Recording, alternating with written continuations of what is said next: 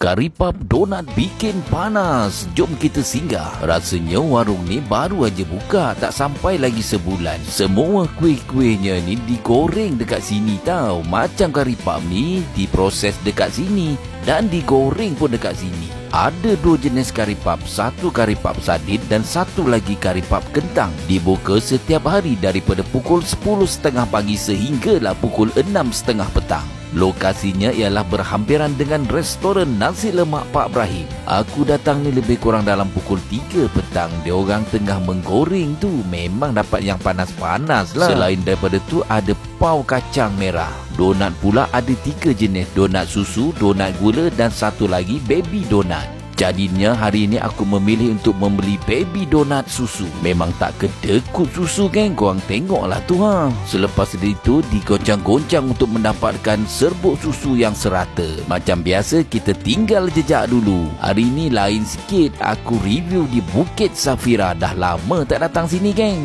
Kita perkena dulu kari pap kentangnya. Rangup di luar, lembut di dalam. Untuk kari pap sardinnya pula, intinya korang tengoklah sendiri tu. Terasa dia punya sardin. Sekarang tibalah masanya aku nak kena baby donat. Wah, sedap geng. Lemak-lemak susu tu korang mesti cuba. Yang berdekatan bertunggu lagi. Boleh tu.